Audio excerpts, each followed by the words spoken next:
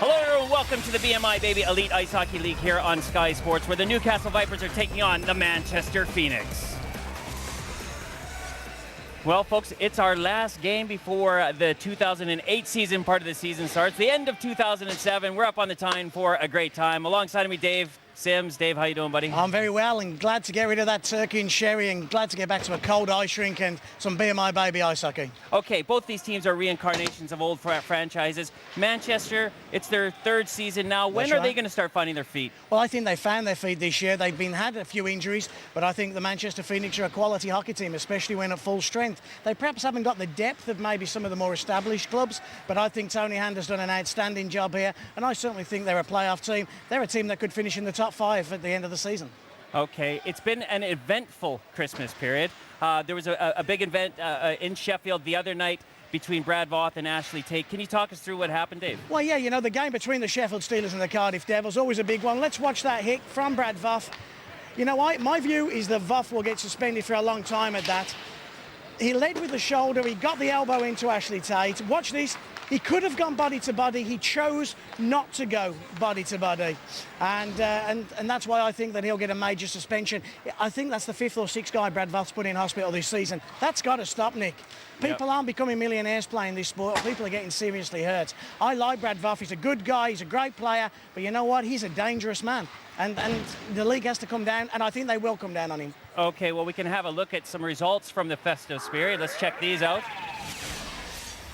From Saturday the 22nd, Edinburgh beating Hull, Sheffield beating Basingstoke, Manchester with a tight win over Cardiff, and Nottingham beating Newcastle 4-2, and then into Sunday's results, and a big one for Sheffield, eh? A big win for the Sheffield Steelers. Poor old Basingstoke, they were down a few players, and Sheffield Steelers took advantage with a 9-1 thrashing. Yeah. Anything else that surprised you from there? Well, yeah, the thing that surprises me, Manchester losing at home 7-4 to Cardiff. Cardiff have got a British goalie. You know what? You shouldn't lose against a British goalie, and they did. And from Boxing Day, we can see Manchester, tonight's visiting team, beating Newcastle, tonight's home team, and Nottingham beating Coventry at the top of the table there. Yeah, that's the big one as well. He took an empty netter, but Nottingham won't care how they won it, and it means that at the top of the table, it's condensed. Let's have a look at the BMI Baby Elite League after Week 16. Sheffield catching Nottingham. Well, they are. Coventry have one game. Caught him. They've caught him and they've passed him. Yeah. Sheffield are catching Coventry. Yeah. And the big situation there is Coventry have got a game in hand. That game is this evening as well. Yeah. I think they'll win that. So that'll be a 6-point gap. Sheffield and Coventry, they meet at the Sky Dome on Sunday. That's huge. And of course, Manchester in 7th spot. That's a space they're going to want to get up higher in 2008. Yeah, and I think they will get higher as well. I think the reason that they've fallen down is purely and simply because they've lost bodies and they just haven't got the depth to refill those positions. Okay, well, earlier on, Dave, you caught up with both head coaches. Here's what they had to say. Rob, big game against Manchester. Despite the injuries, though, you're still playing 500 through this bad spell. Well, you know what? We went through a really bad patch without really any injuries, and I think we lost some confidence, but I think we've kind of gelled as a team again, and yeah, we're missing probably 4 really key guys right now, but you know what? Guys have worked hard, and we're trying to do the simple things right and trying to limit our mistakes, and I think that's how we've managed to climb some points out of this. We got 3 games coming up tonight, and we got 2 on the weekend that we really got to get some points, so hopefully tonight we get back on winning ways. Your last 2 games here, you beat Sheffield and you got a point out of the Belfast Giants, so you are finding a way to stay competitive and to win some games. Yeah, like I said, it's been tough, but yeah, we're getting some points, we're battling, and we need to really try and get something tonight. I thought we maybe deserved something last night, whether it's a point or whatever, but I thought we deserved something out of it, and hopefully tonight we can get something. You know Manchester well. What do you have to do well tonight to beat them? Well, Tony's obviously still a very good player, and he's great at finding players all over the ice, and he seems to find holes. And that line with him and Tulare are very strong, and you got to make sure you keep on. They got good speed, and I think if we can limit that line, though, I think that that's the line that'll do the damage. And if we can limit that line, we'll find a way to win. Tony, a good win last night over Newcastle, and Manchester in a fine run of form right now. Yeah, we're doing okay. We've got back our guys. We had a few injuries over the last month, got everybody back, and now we're starting to click. We're starting to play a lot more intense, which is what we have to do to play well. I asked Rob Wilson what he had to do well tonight to beat you. What have you got to do well to beat the Newcastle Vipers? I think we've got to play with a lot of intensity, a lot of speed. I think Newcastle are a very good team, but I think they're sort of hurting the numbers a little bit just now. And we've got to use that to our advantage. We'll be going, playing everybody tonight, trying to make sure we try and wear these guys down. Because I know if come in later on in the game, hopefully we can get the advantage over them. Joe Tolari's had a few bumps and bruises and concussions and knocks, but he seems to be back in fine form right now and scoring a lot of goals. Yeah, Joe's had a great season so far for us. He's a tough character. He's quite feisty and intense, and he loves to win. And I think he's leading the scoring in the league this year, so all credit to him. And Dave, our ones to watch right now. I think if both of us were building teams in this league of our own, the Nick team and the Dave team, this guy would be on both of our starting lineups. I honestly think the most underestimated hockey player in the entire BMI Baby Elite League can do that defensive job on the third line. He's going to center the first line tonight. It's his testimonial year here in Newcastle. One of the great British players, I think, of all time. Outstanding And he's lad. nicer than me. You know what? He's the only person in the world that's nicer than you, Nick. He's a top lad, and he's a great player. Knows what it takes to win. Has won championships. Has won playoff championships. And, yeah, I'd have him in my team any day of the week. And the Phoenix, of course, they're going to be looking to their backstopper. This is the most important guy for them. If he plays well, they have a chance to win every night. But he has off nights, 7 goals against, 6 goals against, 8 goals. You know, he's a guy that actually can have a bad night. And when he has a bad night, he can stink the joint out. But when he's hot, he is as good as any other netminders in the league. And tonight against Newcastle, who traditionally outshoot teams, he has to stop a lot of pucks tonight. Okay. Big job for him. Dave, you feeling ready? You ready, warm? I'm warm. Thanks to Brenda in Sheffield, who watched our TV slot in Basingstoke. I want one of these gloves. Well, she saw it in Basingstoke and she knitted me gloves. So Brenda in Sheffield, happy days, darling. Thank you Thanks very much ever so indeed for the gloves. Well, why don't you... All right, folks. Join us after the break for first period action. It's our last game of 2007. Newcastle taking on Manchester. Don't go anywhere.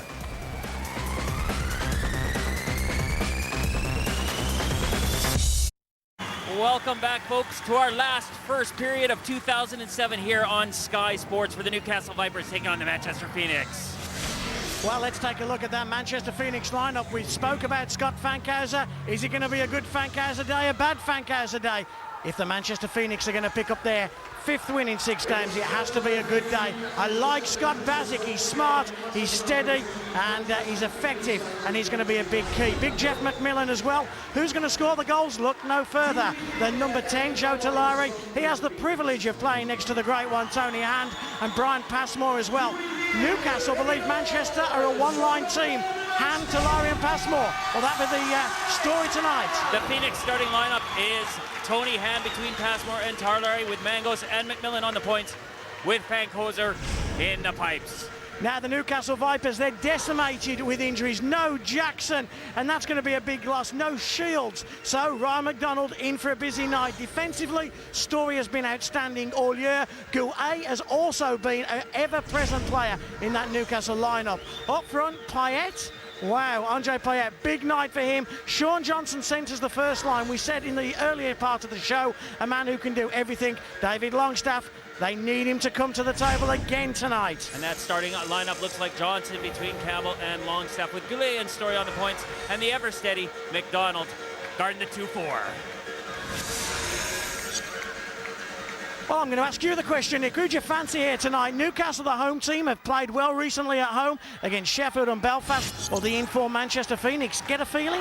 Do you know what? I like that this time of year, the home team has a good advantage. They've got a lot of spirit here in Newcastle, and I'm going to go with a home win, Newcastle Vipers. Well, Manchester have actually changed up the starting lineup. They haven't gone with their first line of Passmore, Hand and Tolari. They've actually snuck out the Stark line with Cloutier and Staffica. You'll like Staffica. I don't know if you've seen him before, Nick. He's a bundle of energy, and he's explosive. He's only small. He's feisty, and he adds something to this team. This Manchester team, who are in red, Newcastle in their white and yellow. Big Brett Cloutier. Some say the toughest guy in the league. I'm sure people like Brad Voff and Jeremy Cornish would argue against that, but Cloutier certainly is your guiding He's your yardstick, shall we Well, say. we never saw him in the game that we had in Sheffield with Manchester on the road there. And Manchester were lacking that physical presence against a smaller Sheffield Steelers who played more physical against them. Very much so. Let's see what Manchester can do here with the impressive Talari. Had his concussion problems recently. He's certainly been singled out by lots of teams. Andre Payet has got Wroblewski ahead of him. Long shot from Payet into the glove of Fankhauser. He's a left-handed shot and just rims the puck round. It gets past Gomanyuk and chipped through the neutral zone, where it'll be collected by Richie Thornton. And Thornton, since Kratzky has left the Newcastle team, has just seen so much ice team. Gomanyuk forced by hand. Talari tries to get the puck out to Passmore, intercepted Wroblewski. And here comes Derek Campbell. Derek Campbell loves the Sky cameras. Every time we've seen him on Sky, he's been outstanding for the Newcastle Vipers. High stick not called. Still a good chance on the puck. Out in front comes Thornton. Big shot. McMillan got out of the way. Campbell has it.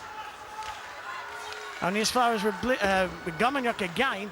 Out in front, Campbell couldn't collect. And first bit of good puck possession for the Newcastle Vipers. Tony Hand taking the puck and dumping in. I think he's actually quite fortunate not to be called there. Andy Carson right on the doorstep, and he took the legs away from Derek Campbell right in the low slot. And Tony Hand getting away with one. Young Dean Holland getting a little bit of ice time as well early doors. Here's a chance maybe for Manchester and McMillan. Big, strong defenseman. Longstaff intercepts. Longstaff head down. Cloutier gets back and does a good job on the poke check. Longstaff, though, strong on the puck, protects the puck so well. Look at that, David Longstaff. When he plays like that, he's outstanding. And he's had two guys trying to take the puck off him, and David Longstaff just has too much.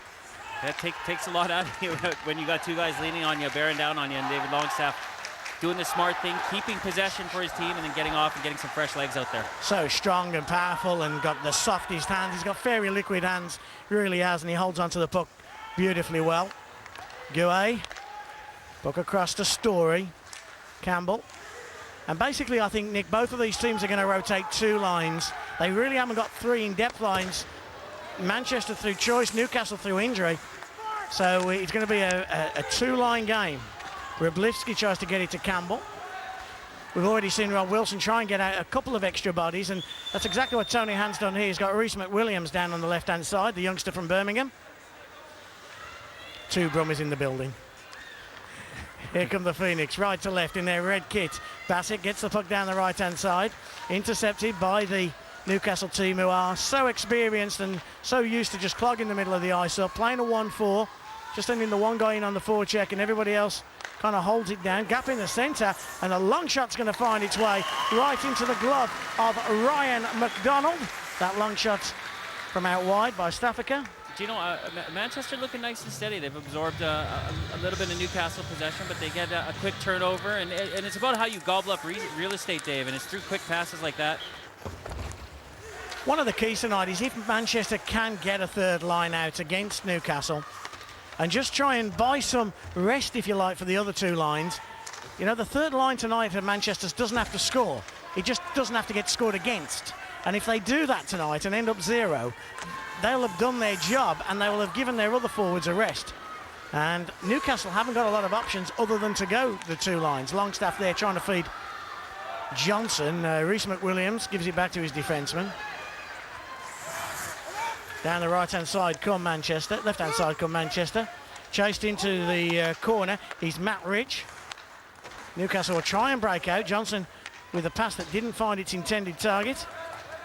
And it's a little scrappy right now, Nick. It is, Dave, and you know, we're going back to the line rotation, and if you do, Rob Wilson's problem is that he is going to want to throw out a couple of his checkers, and then he's going to have to delve deep into his first and second scoring lines, and then that you're starting to double shift guys, and then that starts taking out of the potency of your offense.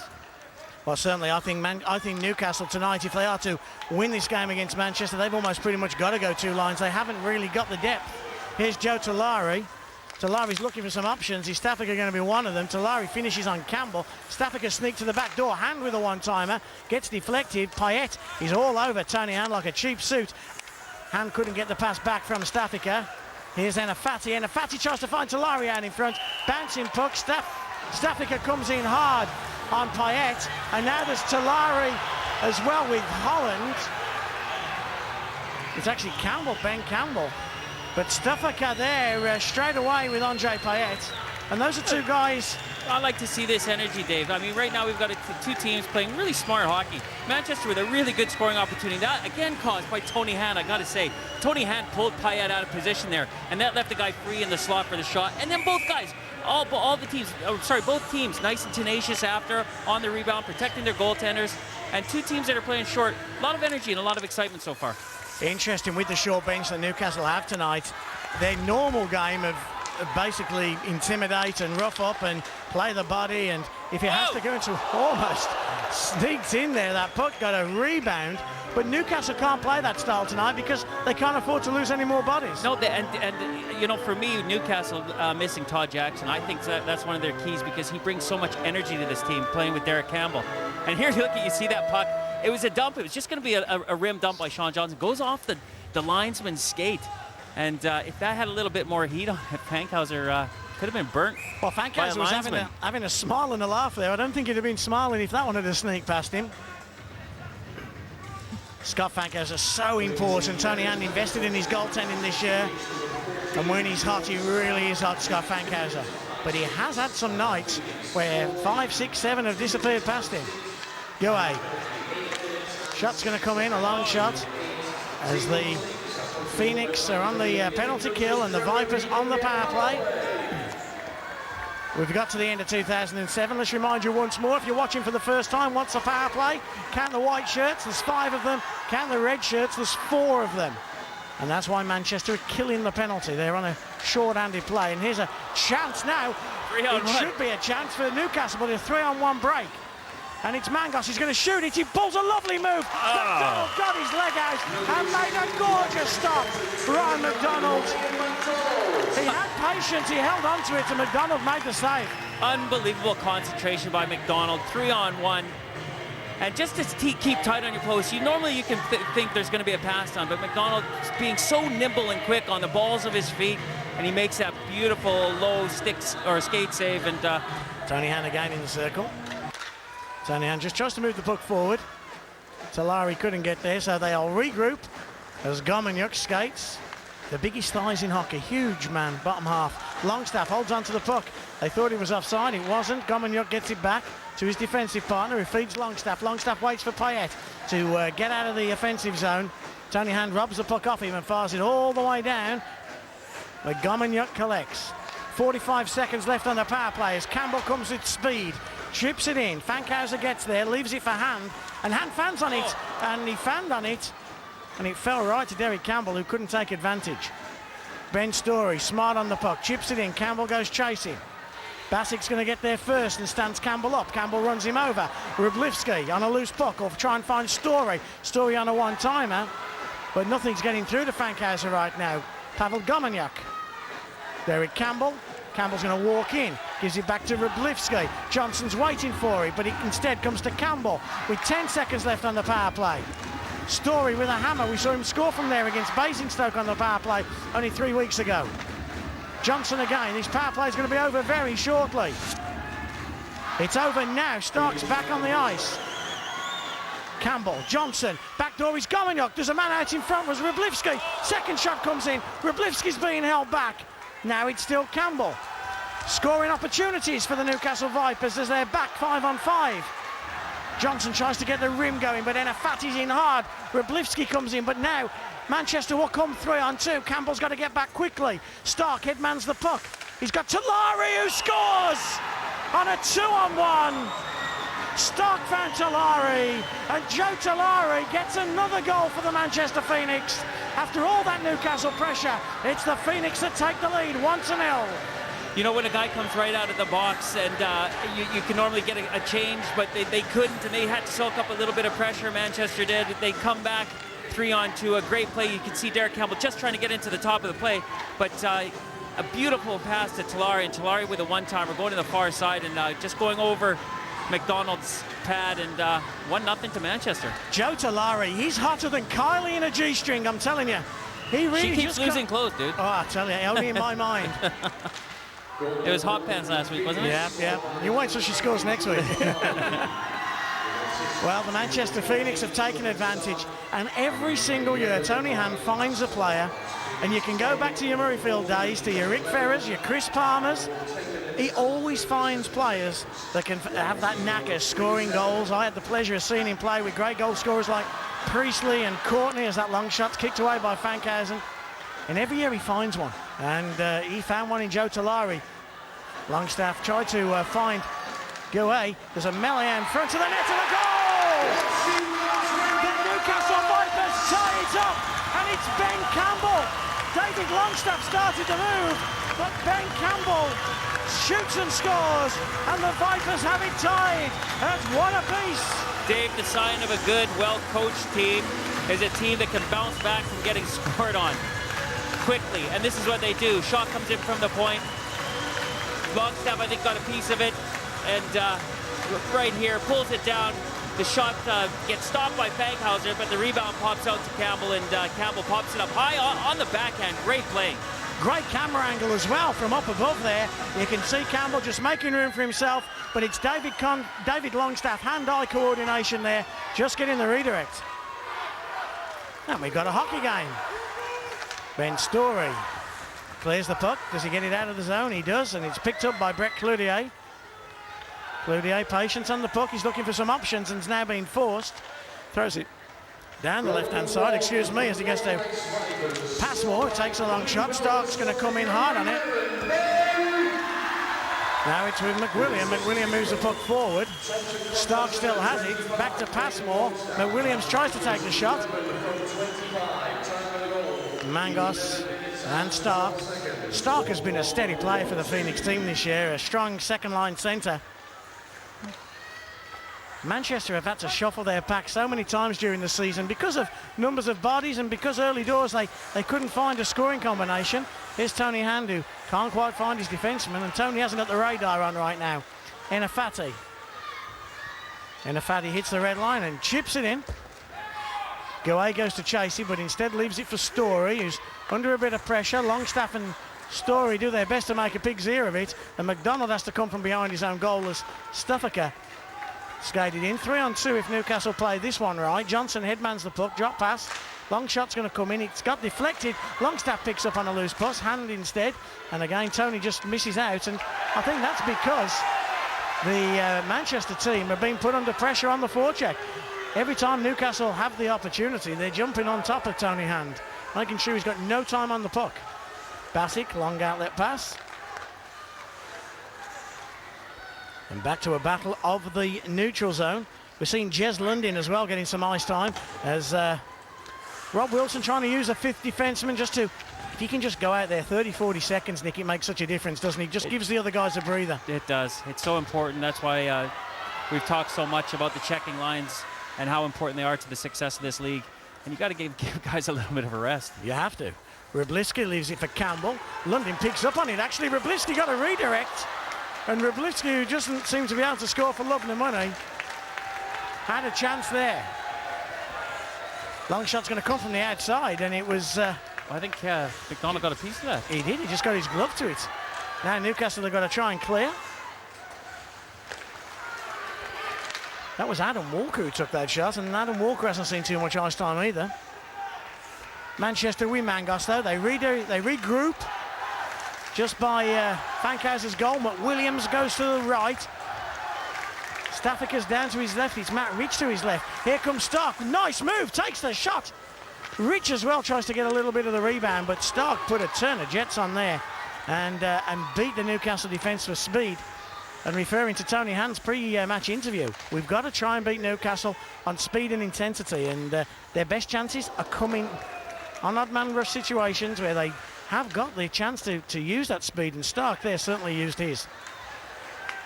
Longstaff in his favourite place, just working the corners, protecting the puck. Tries to cycle it with Sean Johnson. Stark's going to get there first. Johnson tries to intercept the pass, but instead it is Manchester who don't break. Johnson did a great job, but it is Passmore. Red line, Passmore blue line, top of the circle. There's a man in front. It's Cloutier. Passmore decides to go on his own. Drives the crease and just couldn't get a backhand to it. Still Passmore. One-time shot from Enafati. There's a rebound. Cloutier and Stark are in there, but McDonald holds on to the loose puck, and it's still tied at 1-1. Stark parked on the doorstep there for the backhander.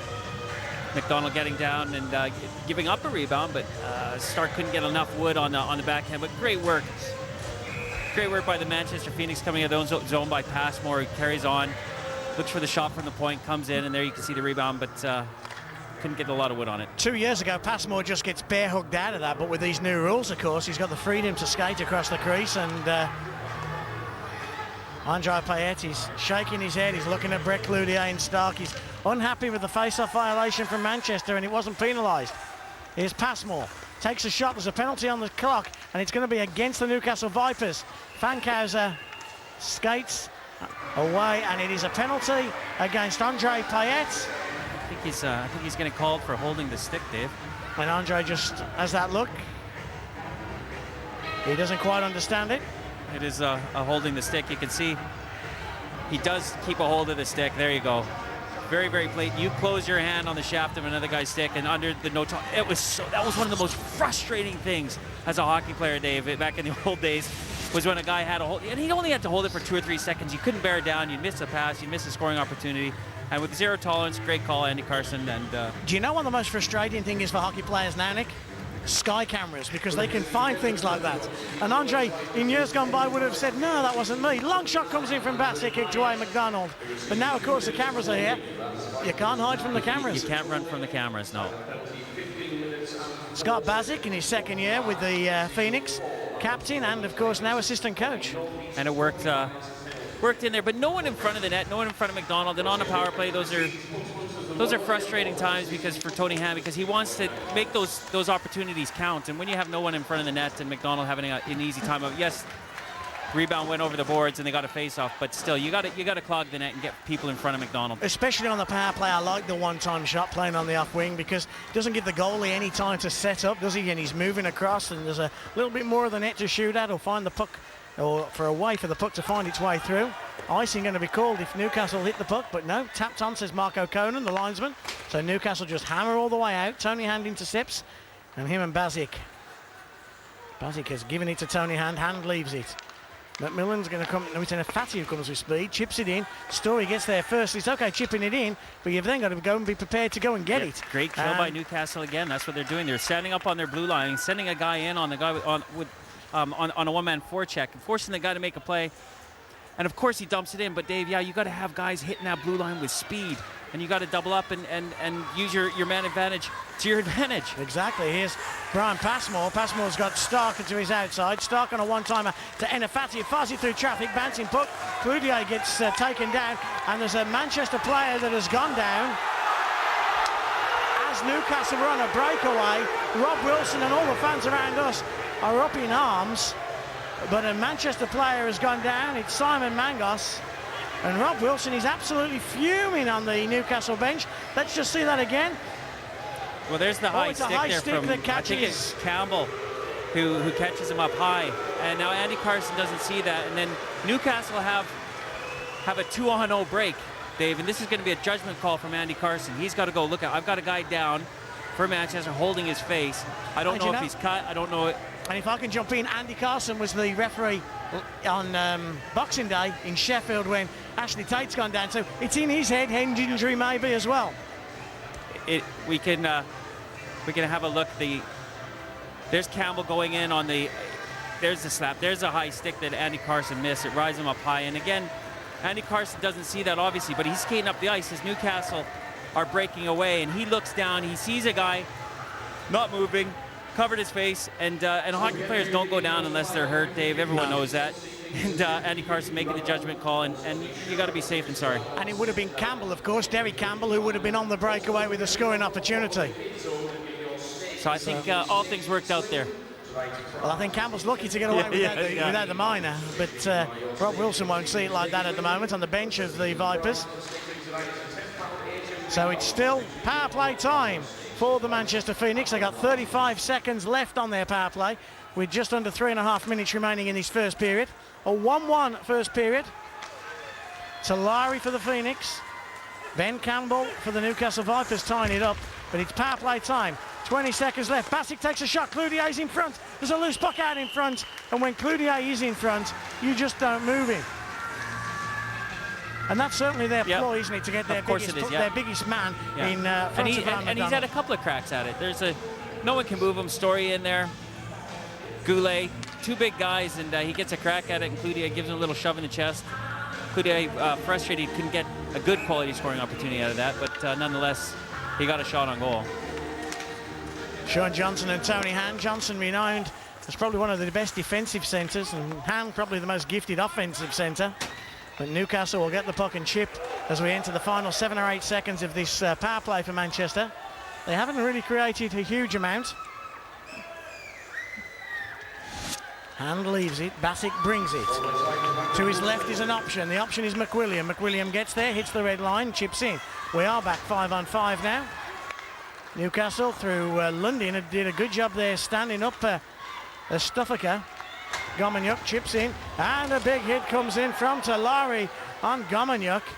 Size difference there. Longstaff tried to find Johnson. There's a chance of a breakaway if Tony Han can get it. Tony has got it. Han versus McDonald. Nice move. Great finish from Tony Hand. Absolute gorgeous finish from Tony Hand.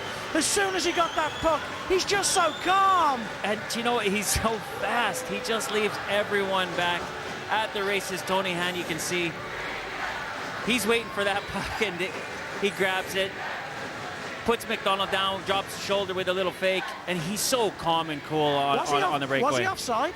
No, he's in possession of the puck there.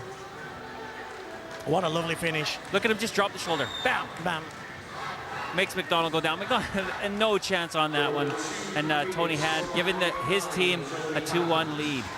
He might be 107, but he's as gifted as any player who's ever played this game. He's Ryblicki, perhaps not quite as gifted. Stark comes away with the puck. I know he's a mate of mine, but I have to say he has some talent, that boy, doesn't he? I mean, do you know, Dave, I think you could put a pair of skates on you and tape a stick to your hands, and he could probably get you 10 points a year. You know what? He is a fluke as well, and I say that in the nicest possible way, because he has just got a God-given talent that people would have died for, and we've just been privileged to be in a time where he has been that player that's been playing the game. I was lucky. He played up in Sheffield for about 4 years, and it was just beautiful to watch him play at times. That was an average goal for him, really, yeah? Well, probably below average, that. I'm a bit disappointed. He could have made that look prettier. And he's just so calm, isn't he, on the puck? He's like, well, here's another one. Oh, he could have dipsy-doodled, though, Dave. I'm really disappointed, man. Well, the good news for Newcastle is McDonald's back in the rink because he'd just been sent to the car park. Tony pulled that many moves on him. Oh, here we go. Gets taken down. Penalty called. And it's Stark who's going to get the trip in minor. Longstaff now has a word with Stark. We'll have a second look at that. Yeah, you can see just behind the net there, getting caught up with each other.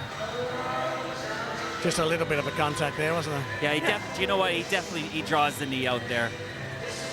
Longstaff in on the forecheck, and you can see he doesn't pull it back. He leaves it out for Longstaff to go around, and that's just enough to put Longstaff off balance, and there's a 2-minute minor. So Tony Hand's goal gives the Phoenix the lead, and now the Phoenix have got to go and kill a penalty for the remaining, 62 seconds of this first period. So power play time for the Newcastle Vipers. Can they get back in it? Rob Wilson will still be seething that Tony Hand was allowed that breakaway for the 2-1 goal, but his team have got a chance to get back in this with Andre Payet. Payet leaves it for Derek Campbell. They should be able to win enough battles on the boards with those guys. Bad pass from Story. Goulet collects, gives it back to Campbell, and Campbell with patience. Here's patience with Campbell, gets it down to the right-hand side. It's Goulet, headmans the puck. He's looking for some options, and it's Payet! And Payet just got a bit to it in the same way as Talari did. Now is there a break down the other end with Stuffaker? McDonald comes out into the final 20 seconds of the period. Story. Down the left-hand side, Longstaff for the final chance of this period. David Longstaff with the Jets, he goes round Enafati. Puts the brakes on, holds on to the puck. Can he get it to Campbell? Campbell gets it, leaves it for Longstaff. Back to Story. Story with a chance, and he got intercepted, and Talari clears into the neutral zone. And the hooter will blow. And the first period ends, and that man, Tony Hand, with a moment of genius, a moment of brilliance, has given the Manchester Phoenix a 2-1 lead. Talari for 1-0, Ben Campbell for 1-1, Hand for 2-1. There's more goals left in this one. Don't you dare go away. We'll be back after this break. Welcome back to Newcastle, where the Newcastle Vipers trailed the Manchester Phoenix by 2-1. Talari for 1-0, Ben Campbell equalising 1-1, and then the great one, Tony Hand, finding a way past Ryan McDonald for that 2-1 lead. Shots, though, very even, Nick. Yeah, Fankhauser and McDonald both being really, really steady in their goals, and I think the big part of that was when Tony Hand scored, how Newcastle came right back at him. And Fankhauser, instead of, as he first did, they let in that first goal. He let in his first goal after Manchester had scored. And rebound, sorry, after Newcastle. Oh, gosh. Do you mean after Newcastle had scored? Fankhauser then did shut the door, didn't he, at the end of that first period. Nick's gone for a lie down. But Fankhauser certainly has been strong in that first period. And, of course, for the next 42 seconds, the Manchester Phoenix will be on the power play. What I wanted to say was how Fankhauser bounced back, made two really great saves, and I think that's going to really instill a lot of confidence in himself. He's obviously a goalie that needs confidence behind him to play well, and he's looking steady. Payet parks himself in front of Fankhauser as the power play time runs down for the Newcastle Vipers. Longstaff in the corner, leaves it for Campbell, gets it back to Gomanyuk, to Story, who hasn't got a lot of time on the puck, and it just gets manoeuvred by Staffica, and he gets manoeuvred down the right-hand side. Passmore's going to shoot off his off wing, but couldn't pick his own rebound up. Story did a pretty good job getting back to him. Gomanyuk, long pass, as we are now back 5-on-5, as Campbell's going to drop pass it for Longstaff. I don't think David Longstaff expected the puck there, otherwise I think he'd have just taken the one-timer because the lane was open. 4-on-1 here, the Manchester Phoenix break. Stark wants it, Stark doesn't get it. Chance for Anafati, Stark on the back door. And twice Stark was in the right position, and twice Stark's teammates couldn't find him. Great defensive play by Story to break that up. Yeah, great play by Story, you're right. Campbell tries to find Payet, who just driven through the defenseman. But that was a big opportunity, 4-on-1 break. You don't see too many of those. Thornton takes a shot, low blocker save by Fankhauser. Controls his rebounds very well, Scott Fankhauser. Every time I've seen him this year, he's been outstanding. And then you look at some of the scores, and you see he's let a shed full in, and you think, I just wonder about that. You yourself mentioned maybe that's a mentality thing rather than a physicality thing of a goaltender. That's right. I mean, these goalies are always, they're quite weird creatures anyway, to sit out there and to face pucks flying at them all the time. And a lot of them, they need their own routines, their own set routines. They're quite quirky, quick characters, Dave, kind of like you. And yeah, maybe sometimes he lets things bother him a little bit too much. Would I have been a goalie? I don't think so. I would have liked you to have been a goalie. Yeah, a lot of people would love me to be a goalie, yeah. With no helmet. Yeah. Campbell tries to chip out. Tony Hand's got it. Heads up play. Looks for a player. He's found him. Staffica takes a shot. McDonald got a bit of it. And it rebounds all the way around the ice, where it's picked up by Bassick. Will go east to west and give it to Anafati. Anafati chips down the right-hand side. Tried to be helped on its way by Hand, but Staffica couldn't get there. And Fankhauser comes out a long way. Came out pretty slowly there. Gouet will pick up and leave it for Story. Gets it back to David Longstaff. Campbell's on the right-hand side. Nick's wanting some chips, so Stuffiker gets it down the right-hand side to Passmore. He gives it to Tony Hand. Hand leaves it for Brett Cloutier. Cloutier's going to step inside. Fires one right through the legs of Story there. Cloutier again, and if Cloutier wants it, normally Cloutier goes and gets it. Stuffiker tries to find Stark, who was coming in. Stark tried to find that backhand pass to Cloutier, but intercepted by Story. Story is an outstanding player. Every time you see him, you get more impressed with him. Nice play to Payet. Payet drives the net, takes the goalie with him, and takes Fankhauser's helmet off.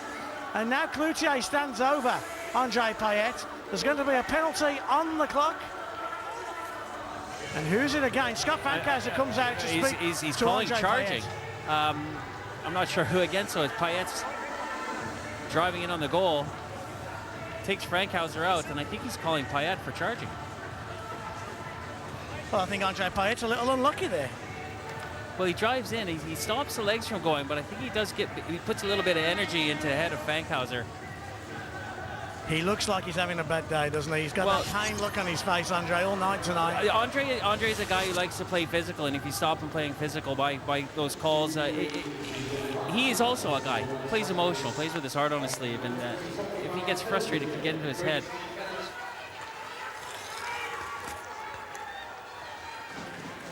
The Phoenix lead 2-1. They're on the power play. Power play time for Manchester. And Tony Hand isn't on the ice, which is unusual on the power play. He'll be out there soon, folks. Make no bones about it. Stark gets it to Enafati. Back to Stark as Passmore goes to the net. Cloutier's already there. He's just set in stone there. He's not going to be moved. Chance is going to come for Basic. Takes a shot. Second bite to the cherry for Cloutier. And that's the third time tonight on the power play that McDonald has made the first save and Cloutier couldn't jam it home. And the first two chances that Cloutier had in the first period, they weren't that high of quality. The puck was bobbling, but there, no argument. He had put the anchor down right in front of McDonald, gets his butt in his face, jabs at the rebounds, ones and twos, and a good scoring opportunity, but great defensive play by the Newcastle Vipers to keep outside for any other shots, and McDonald for holding on the rebound. In all fairness, McDonald didn't give too much of a rebound there, did he? An inch or two. Basic on a one-timer gets deflected. Cloutier again. Passmore gets it back out to Basic and intercepted by Sean Johnson, who chips all the way down to Fankhauser's goal. Enafati collects. Stark moves one way. McWilliams is to his right. Enafati just fans on it, and that kind of spoils the breakout. Gets to Stuffaker, the latest addition to the Manchester Phoenix team. McDonald tries to clear, and he hits Stark flat in the chest there, and McDonald get away with that one. Joe Talari. Talari to McMillan on a one-timer to Bassett. Takes a shot, hits the glass just above, and rebounds all the way around. Where again collected by McMillan. 36 seconds left on the power play for the Manchester Phoenix. They haven't really got good puck possession in the offensive zone. And then you look down and you see the white shirt with 8, Sean Johnson, and you realise that Sean Johnson's out there again killing, and he just kills so effectively and he forces so well. He does, and I think that's the end of Newcastle's first unit, their PK unit. Now they've got their second PK unit out there. They're facing Tony Hand.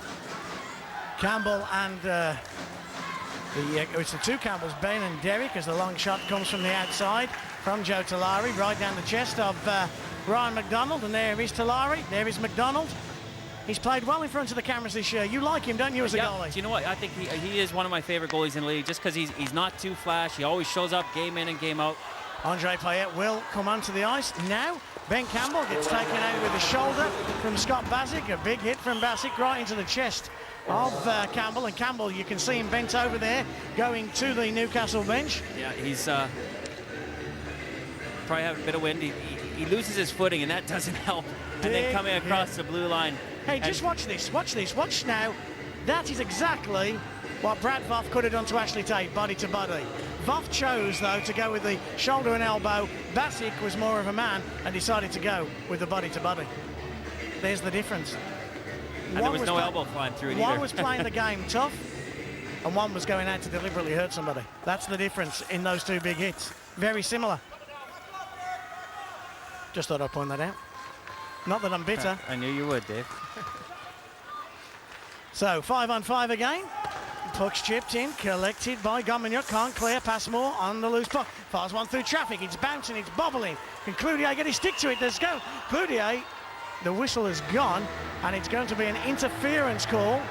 I thought it was going to be a holding call, actually, because Cloutier had a great scoring chance just out in front, and Cloutier was having his stick held. But instead, it's going to be an interference called.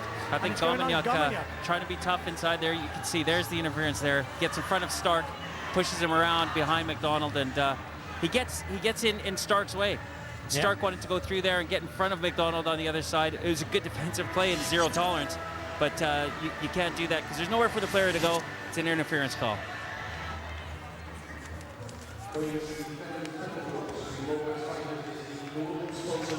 So, power play time for the Manchester Phoenix.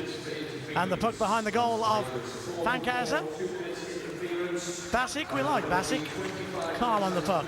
Gets it out to Enafati, who moves it forward to Big Brett Cloutier. Chips it round. On the power play, Cloutier normally finds a position just in front of McDonald. There's going to be a chance here for Enafati, and he takes a shot. Second chance for Enafati. It's going to be another shot. Cloutier's causing mayhem just in front. Stark.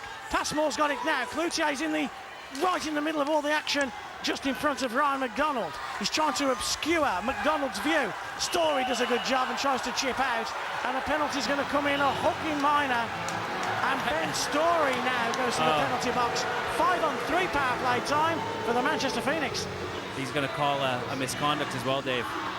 I think Story was mocking Andy Carson, so I think you're going to have a 2+10. So he'll have the 2 minutes for hooking, and then he's going to serve with a personal penalty of 10 minutes, and that's going to really hurt the Newcastle Vipers. And does that man look a happy man to you, Rob Wilson? He can't quite understand what's gone on there. So Story's got the 2 minutes. Has he definitely got the 10, Nick? Did he get the 10? I think he got the 10, yeah. So he got the 2-minute minor for hooking, and then he applauded Andy Carson. Here you can see he's got him on the hook on there, pulls him back with a stick, and then and these are penalties. You see he's not moving his legs. I think that's the problem, is that if he would have maybe kept his legs moving around the Manchester Phoenix player, he may have got away with that. And then he mocks the applaud against Andy Carson, and Andy Carson hit his hips right away. It's a dumb penalty that they don't need to be taking right now. 5-on-3 power play, 5 Phoenix players in red, 3 Vipers in white. Hand, still Tony Hand. Basic's waiting, Tony takes a shot, always hits his own player. He shot Stuffaker right in the back. That has to hurt. That'll be stinging. 53 seconds of 5-on-3 power play. Tony won't mind, he just wants to score. Here's Hand again, Stuffaker's waiting for it out in front. So it's Talari. Talari takes it, rebound, Stuffaker's in front. And Johnson and Longstaff move Stuffaker. Talari just comes in for moral support. You know, you asked me to make that prediction, eh? That was if the team stayed even-handed the whole game. 5-on-5. You don't like making predictions, do you?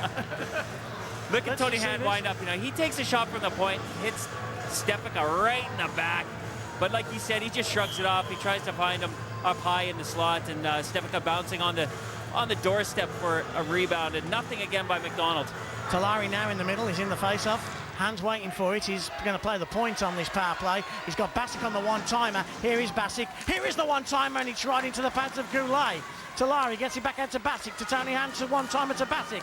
To Hand. They're only playing amongst themselves. Give somebody else the puck. I used to say that when I was at school. There's Basic takes a shot. It's not fair. Give it to me. Exactly.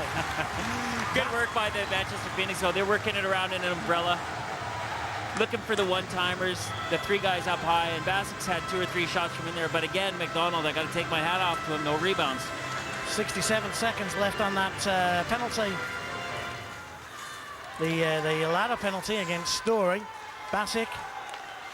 Still Basic again on the one-timer. That's their play. Intercepted. Have a guess who? Sean Johnson.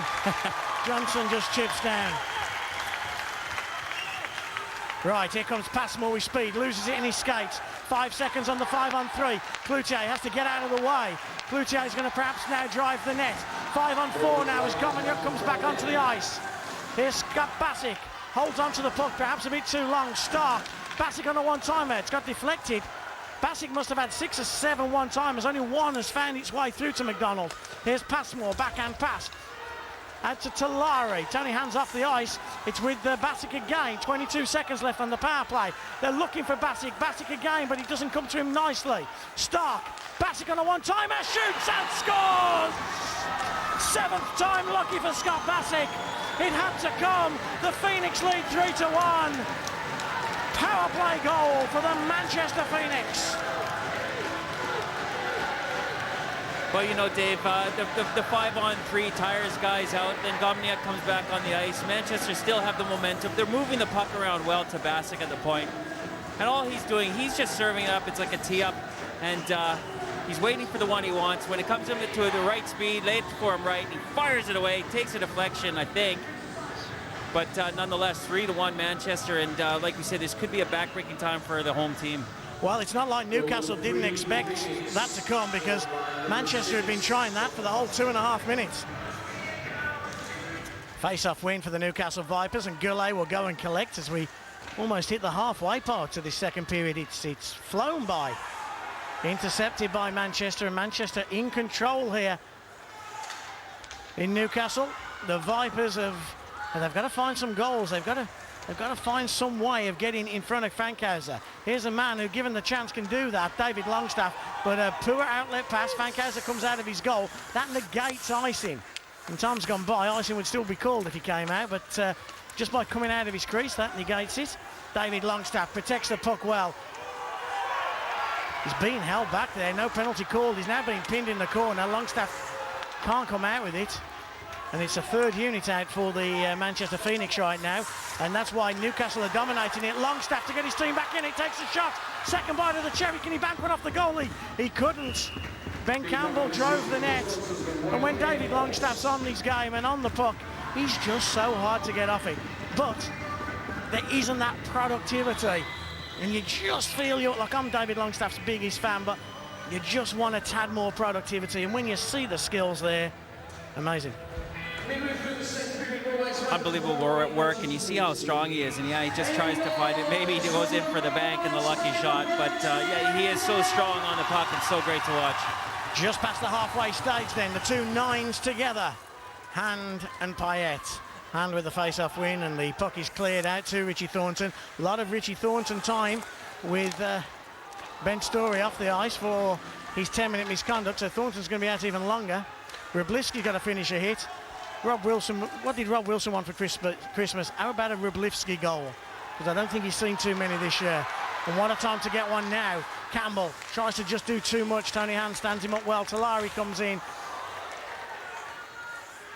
And Newcastle have just got to be a little bit careful that they don't try and do things on their own individually. That's a case where you know, trying to force things, trying to get your team back in it, making individual plays when really you need to do is grab the blue line, put the brakes on, wait for support, and string a couple of passes together and get your team's morale back. Fankhauser again out of the ice, out of his net. Johnson couldn't keep the puck in the defensive zone, and here come Manchester down the left-hand side. Nice combination with Stuffaker in hand, but just offside. I went to a Dave King coaching camp in Canada, and Dave King always instilled on us on 2-on-1s to, if you don't have the greatest shot, make the pass, because he said nothing builds team momentum better than passing the puck. From the greatest. From the greatest. Talking of the greatest coach, Scotty Bowman will be in Britain, of course, in the summer at Paul Thompson's coaching clinic down at the Forest of Arden Hotel in Solihull. If you read your copy of Power Play magazine, the booking forms there. But to see the 9-time Stanley Cup winner, I can't wait for that. Looking forward to meeting the great man. Behind the goal, though, here's Newcastle. They need a bit of Bowman magic now, and here's David Longstaff. Just gets taken off the puck by Bassick, and he wins it back, and he fights in a corner. Two great fighters there, and a little bit of a pick from Gouet, and Jez Lundeen, who's going to see a lot of ice time as well. That's offside. Jez Lundeen, in fact, will see the ice time with Story being in the penalty box.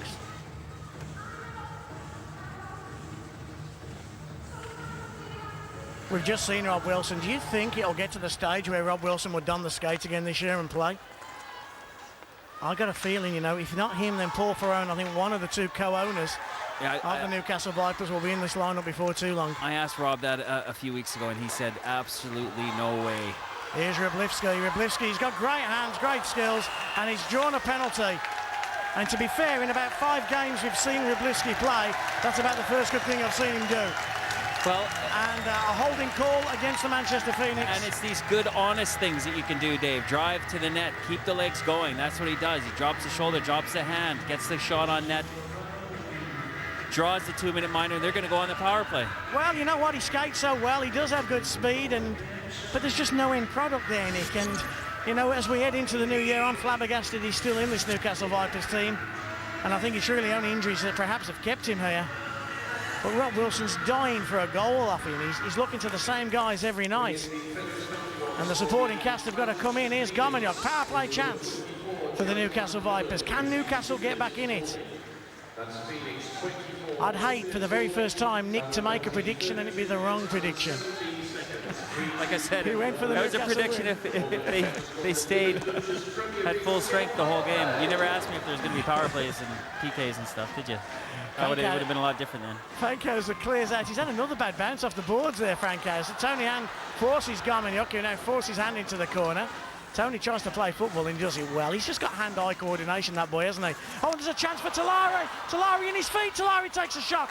McDonald with a save. Still Talari. And not only are they creating scoring chances, but they're also killing time, valuable time on Newcastle's Power play. The two most gifted offensive players in Manchester's team, and they're out there killing penalty.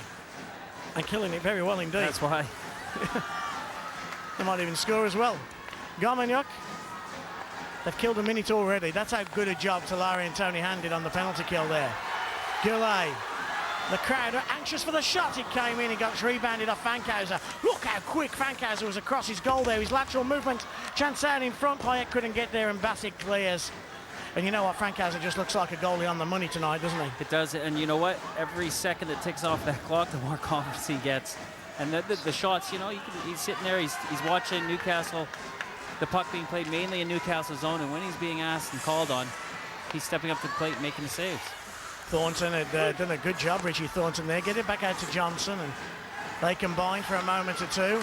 Here's Ryblewski again. I don't know if I'm being too harsh on Ryblewski, but every time he touches the puck, I just don't see anything happening.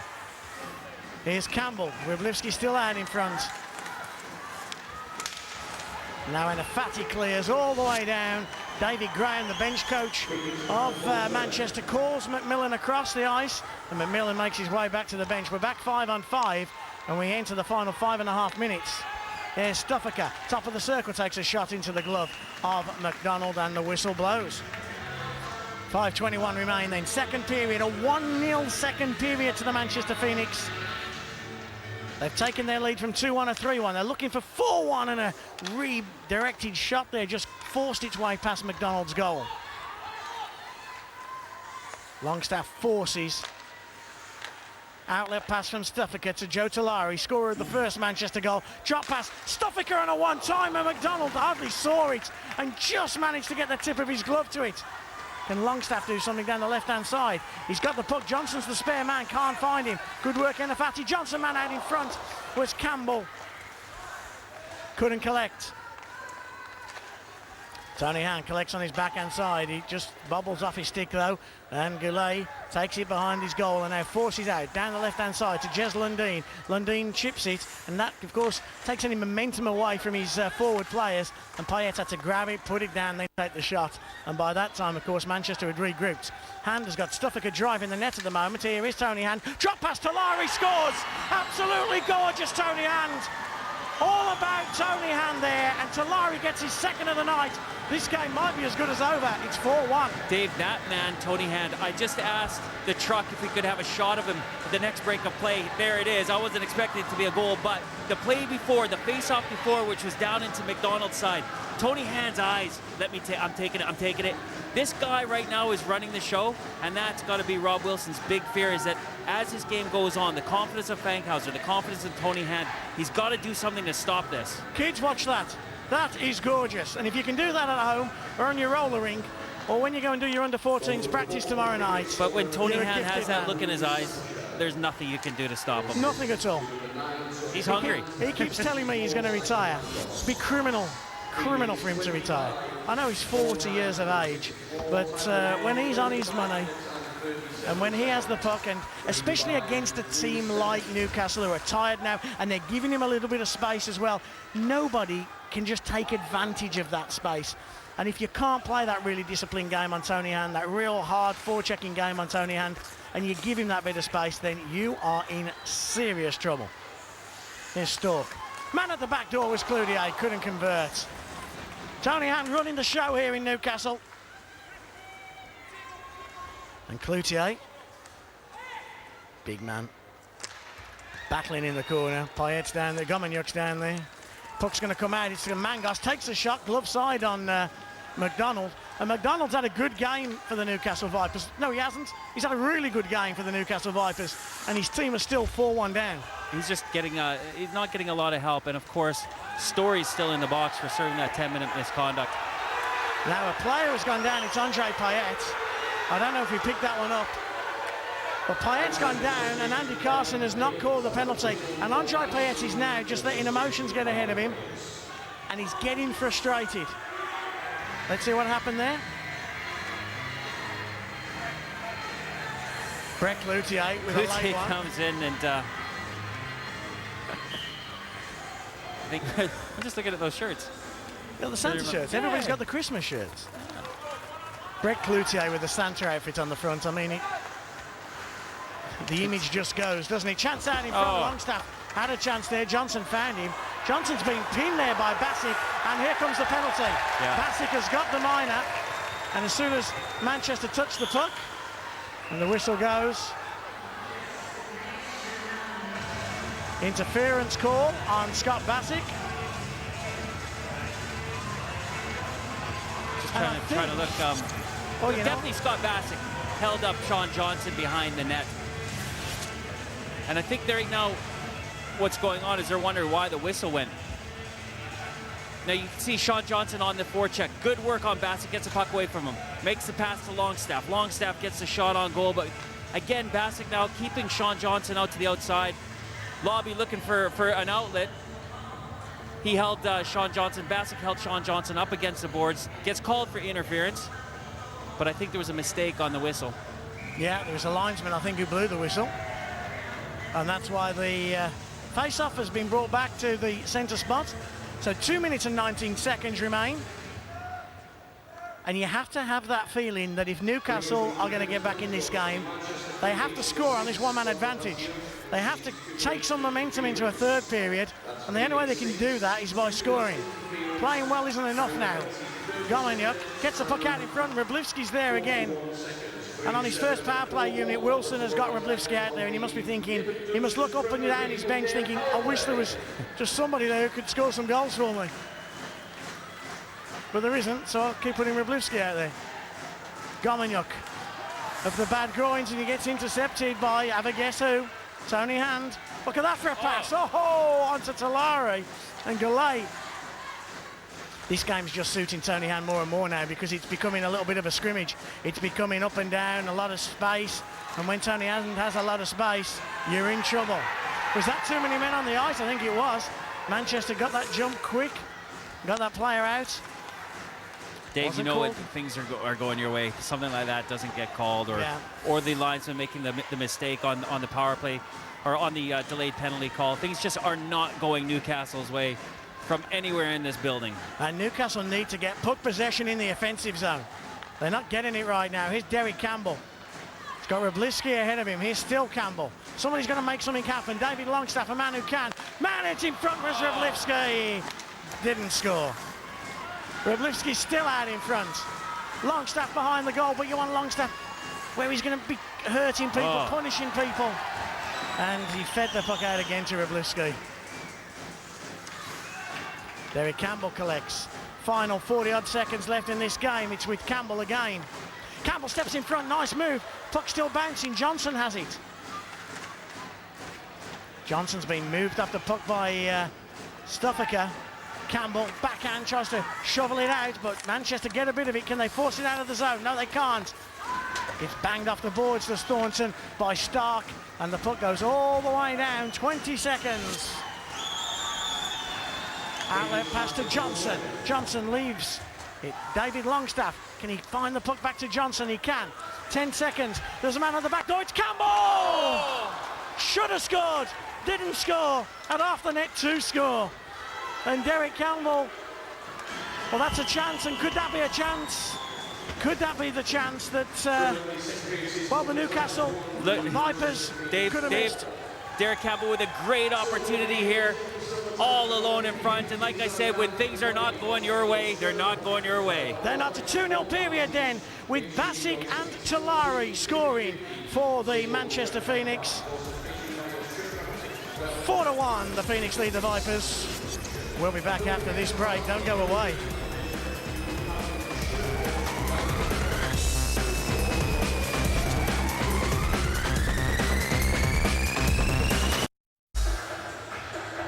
Welcome back, folks, to Newcastle, where the Newcastle Vipers are in trouble at home against the Manchester Phoenix. They lost the first period 2-1. They lost the second 2-0. They trail 4-1. But this guy's facing a lot of rubber. He's still been their best player. Outshot 14-9 in the second, and overall, he's been outshot 25-20 in this game, and his team are 3 goals down. Quality chances have come the way of the Manchester Phoenix, and their gifted scorers, Hand and Talari especially, have found a way past Ryan McDonald. Newcastle have got to the net, but just can't find a way past Scott Fankhauser at all, can they?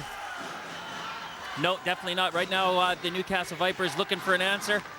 Where will it come from? It's dig down. They're a team that works off of heart and works off of each other, playing hard together, and that's what they got to do. No individual efforts, just go out there and bang and try and win this period. I think that's an important thing, that they have to play as a team, don't they, in this final 20 minutes.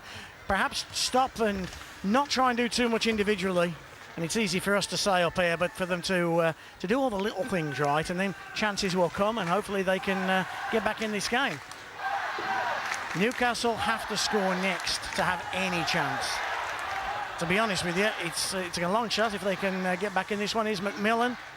Perhaps just didn't quite connect first time around. Pass more backhand. McMillan had jumped in the play. Cloutier couldn't get hold of it, and Story is back on the ice after his 2 and 10. He was missing for 12 minutes of the 20 in the second period. Enafati chips the puck around. Payet comes with it. A proud man who chips out to Wroblewski. Wroblewski moves the puck forward, but Holland can't have any kind of control on that loose puck, and he just bounces away from him. Of course, those stats are courtesy of our producer. Cloutier just chips in, goes behind Goulet. Cloutier still has it, and Cloutier playing with some confidence on the puck. The shot's going to come in, a long one, and it just came from Brian Passmore. Now Holland will break. He'll hit the red line and just chip it in and go for a change. Wroblewski and Payet join him. Campbell, Longstaff and Johnson, they make up the first unit for the Newcastle Vipers. Passmore through traffic. Johnson catches in his glove, backhand pass out. Campbell comes with speed, Longstaff just behind him. Manchester have got 3 players back. It's still with Campbell. Longstaff's got to drive the net perhaps. Doesn't do so. He goes behind the net. That's where he was in his favoured position. Goulet jumped in on the play, and if the puck can find Talari, and Talari misses the stick, he dropped his own. A guy on the bench tried to give him another one, and he just missed it with his hand. And Basiak looking at Andy Carson, asking for an interference call on that far wall as Talari lost his stick, courtesy maybe of a hack or a whack of a Newcastle Viper. But if he didn't lose a stick there, he would have been gone.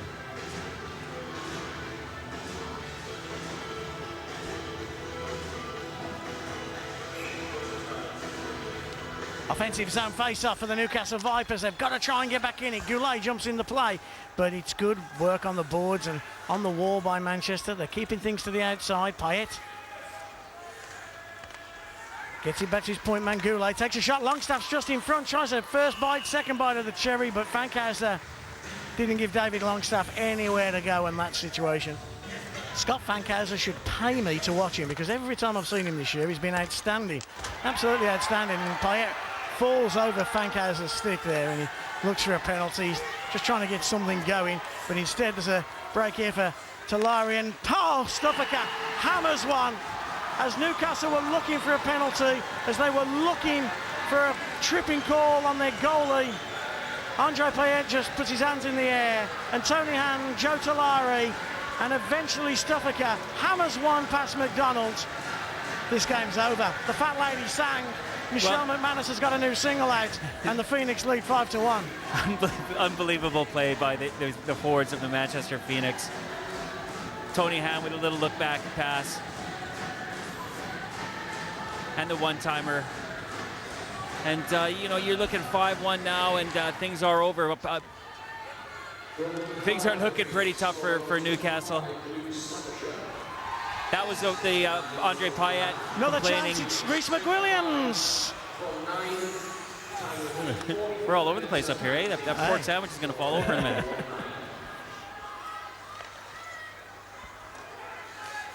I'll tell you what, the next time Sheffield Steelers play on Sky TV, Nick, we're going to get you to make a prediction, and hopefully you'll go for the opposition team. You're not a predictor, son. I told you, though.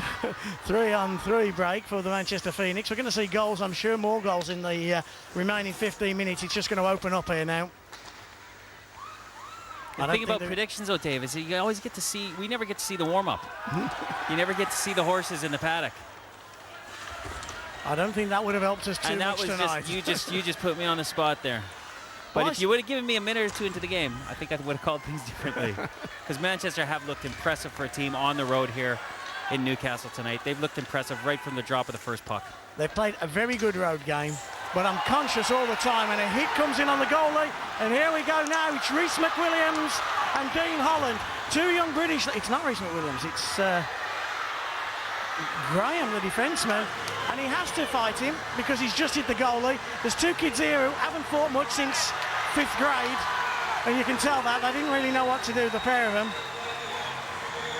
But two young Brits making them up. If you touch the goalie behind your goal, you have to take the punishment. Unfortunately, young Graham wasn't able to dish out too much punishment to Holland.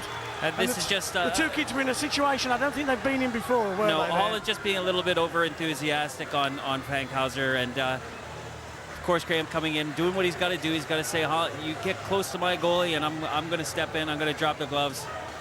And they don't do a bad job, Dave. Not a bad job. You're being too nice again. They wouldn't have broken any eggs. So he gets a 2-minute charging call. So Dean Holland on a 2-minute charging penalty. Nothing's gone up on the scoreboard. Graham getting a 2+2, I suppose. Chance for Goulet, and does a pretty good job standing up the Manchester forward. Longstaff sinks low. Longstaff gives it to Goulet. Long out pass. And that's how it looks. Ben Story actually playing up front at the moment and getting a shift up there. Another penalty coming in, and it's going to be a slash on Story. And Story's just got to keep his mouth shut right here. Andy Carson and Ben Story, well, there's a little bit of friction there, and Story makes his way back to the penalty box. Dave, we'll have to look at the replay. I did see Fankhauser's goal stick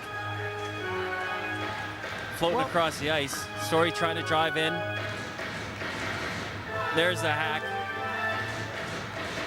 I don't know if it was enough to make Fankhauser drop the stick. I don't think Fankhauser had a good grip there.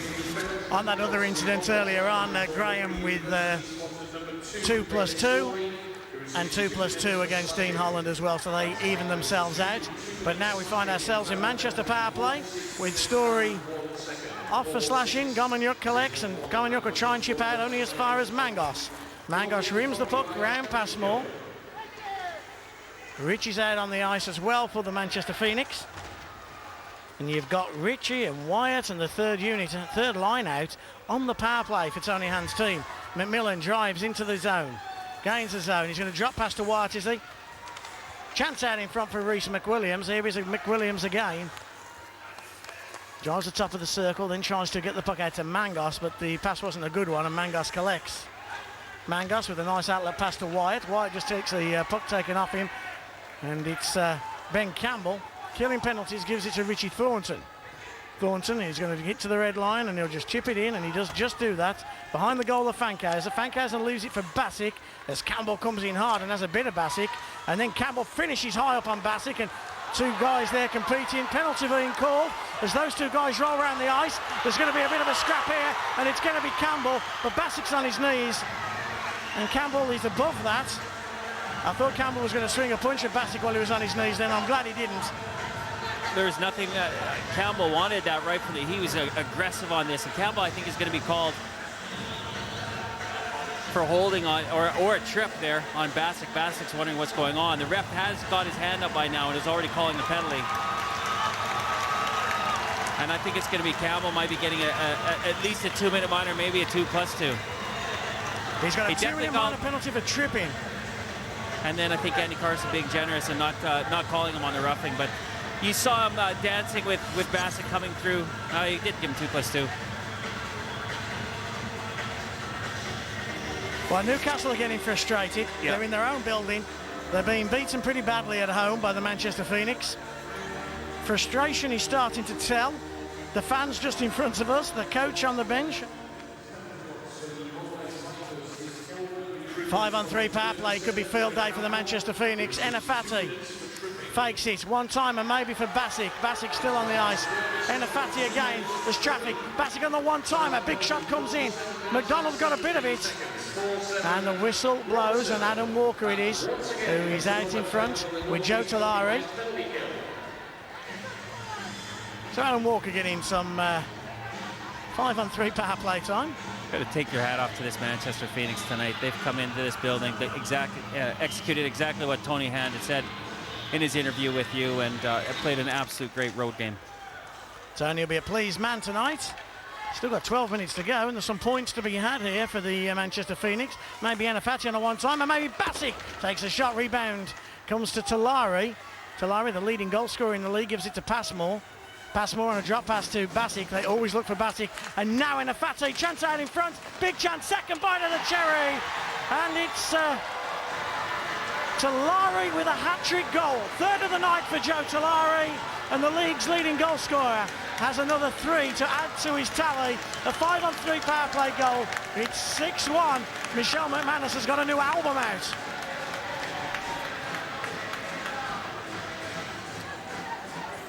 Phoenix working the umbrella, getting the big shot from the point. Rebound coming out, Talari. It would have been harder for him to miss that, but good puck movement, a clinic on the power play, and what you've got to do. McDonald making the first save. You can't ask any more of a goaltender. He's put on a real brave display, but then Talari jogging on the doorstep and shoving it up high where the cookie jars are, and it's 6-1. When your goaltender is your best player and you're 6-1 down, you know you've had a tough night at the office. And it's been a damn tough night for the Newcastle Vipers. As I say, they are not this bad a team. They are just missing some players who can make a difference. They've got a lot of plumbers. Paul Thompson, the coach of the Blaze, always says some players are plumbers. They're guys who just, no disrespect to plumbers, of course, but guys who don't make a huge difference. The guys that can unpick a lock. They're plumbers, not locksmiths. Where and you know what, the Newcastle Vipers, they've lost a couple of locksmiths. Yeah, they're the foundations. Yeah. You know, they're the backbone of your team, and they work hard for you day in and day out. Your Johnsons, your Longstaffs, Derek Campbell. But you're right, they're missing that energy, that little spark that people like Todd Jackson and Colin Shields supply. With all due respect, the players you've just mentioned, they're normally in a full lineup, your supporting cast. And the main players aren't in. So 11 and a half minutes left, but you can't take away from the Manchester Phoenix, who have done everything that their owner, their management, their fans, their coach would have expected, and that is come in here and put on a clinic of how to beat a team that is under strength, undermanned, how to beat a team that's a few players down. Well, we were saying at the beginning of the show, Dave, that they're a reincarnation of the old team in Manchester, and it takes time for a team to gel, to get built, you know, and the owners and Tony have done such a great job, and it looks like now the Manchester Phoenix could be finding their feet in this league. And you know what? I think the spot that they're in right now, I don't think it's going to be where they're going to end the season. You know, as well, you have those key core players in any sport. You look at Ferguson at Manchester United, he keeps the key of his Nevilles and his Scholes and his Giggs. They're the keys. And if you have a look at the Coventry Blaze, for an example, they've got 6-7 players that have been in that team for 3 or 4 years. So you're only changing 2, 3, 4 players a year, not 9 or 10 players. Here we go. Cloutier and Payet. Payet throws a right, Cloutier throws a right. Payet knocks Cloutier's helmet off. Cloutier gets rid of his arm pad. And Cloutier's just trying to get a grip. And now they'll go to work. Do you know what? Cloutier's dug him. Payet has dug Cloutier. He dug him before that. He had Cloutier on his back foot before that big knockout punch. And it was just time until Payet landed another one, and that was clean right to the chin. Cloutier took it, went down. Well, the fans here are on the feet. That's what they've come to see. Wait for the big right. Bang, it hits him there, right to the side of the head. And normally when the big guys fight, they're normally 6 of one and half a dozen of the other. I think we have a winner here. Bang! That has to hurt. That was one of the sweetest punches I've seen all year.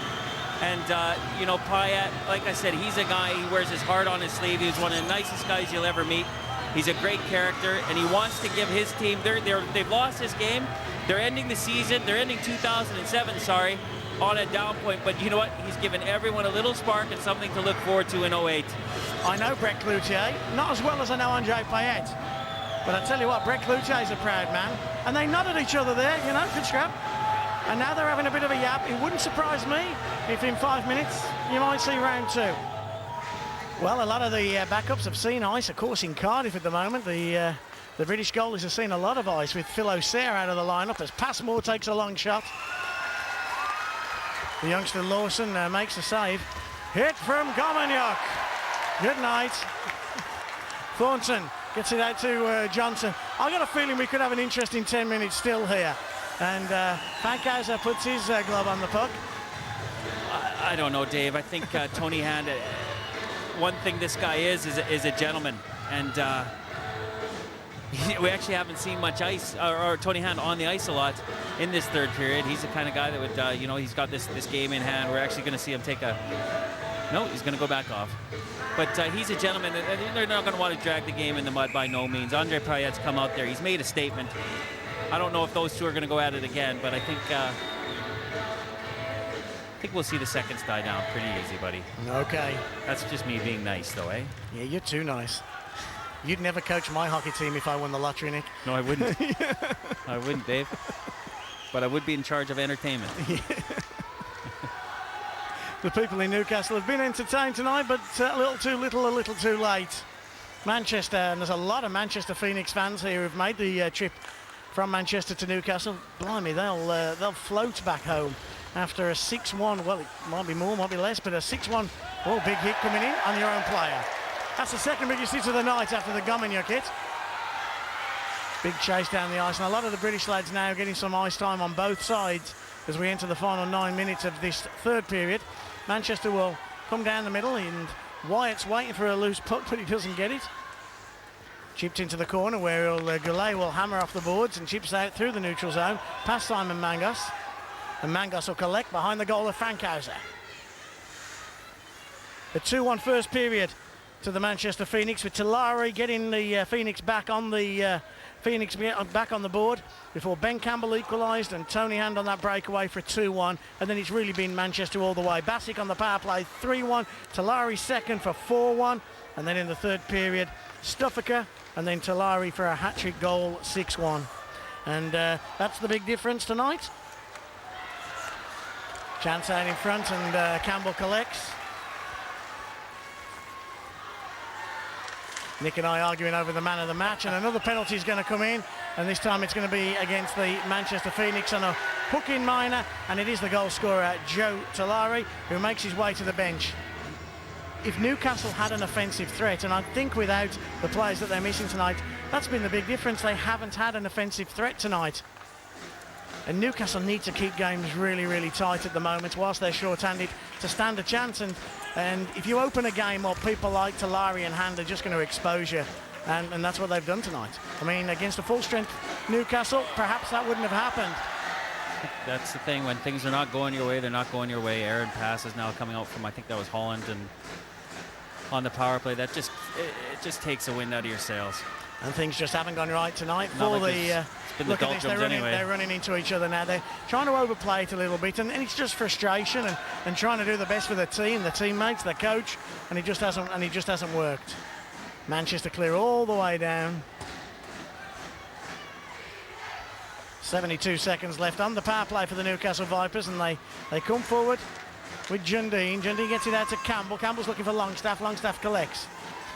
Longstaff puts the brakes on, looks for some options. Sean Johnson's one, Derek Campbell's the other. Campbell trying to find Johnson out in front, but Millen, who's big and strong, you don't say the name McMillan very often, but he does a sturdy and a steady job for this Manchester team. Derek Campbell back out to Goulet. Goulet gets it over to Gomeniuk. Gomeniuk back to Goulet. Quick pass to Derek Campbell. Still power play time for the next 40 seconds for the Newcastle Vipers. Sean Johnson. And that's what I mean, with all due respect to Sean Johnson, he's not out on the power play if the big guns are out there. And not the natural scorer, and he's in front of the goal now, working hard. Goulet back out to Gomeniuk, and they're just going round in circles here. Round the houses. There's not a lot of movement. Campbell, David Longstaff. Johnson's going to have a chance out in front. Takes the shot, and the defenseman just got a little bit of it. Campbell again, nice pass out to Gomeniuk. Gomeniuk walks in, keeps the shot low, fires it, and Scott Frankhauser makes the stop again. Good work by both teams here. You know, you're 6-1 down, you're working the puck around on the power play. I've got to say, Goulet and Gomeniuk, they're both defensemen, both playing on their strong sides, and that's not easy to make those passes. And they were stringing some nice passes together along the blue line. They worked it around. Manchester doing a good job keeping their box, but Newcastle did get a couple of shots there, and good work by both teams there. My apologies to Ben Schofield as well. I just called him Scott Frankhauser, as Manchester had changed their goalie as well, and the two British goalies are in for this final 10 minutes. And he made a nice little stop there, did the youngster from Manchester. Hasn't seen much ice time this year, and chance out. And you know what, when the British goalies do go in, you watch the senior pros, they work that bit harder to try and protect him. And Joe Tolari, he's 6-1 up, he scored 3 tonight, and he just absolutely worked his bag off to get back there, just to stop a scoring chance for the Newcastle Vipers. And you've got to like that in a guy. He's not just happy to score goals, he's happy to work hard as well. And Joe Tolari has had a good match tonight. Well, he's had a great match tonight. Just over 5 minutes left. Let's see what's left in this one. Bassick moves the puck forward. Tolari in the offensive zone, but loses out. Bassick again. Bassick drills one all the way around the goals of the Newcastle Vipers. Thornton gets it back to Jez Lundin. Lundin moves the puck. Can Longstaff get there first? No, he can't. White. 5 minutes to go.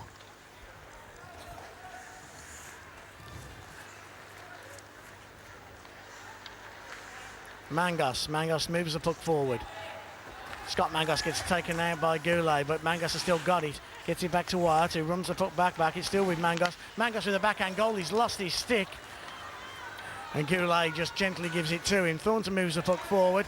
Derek Campbell. There's going to be a chance here for Johnson. Takes a shot, and Schofield again making another fine stop.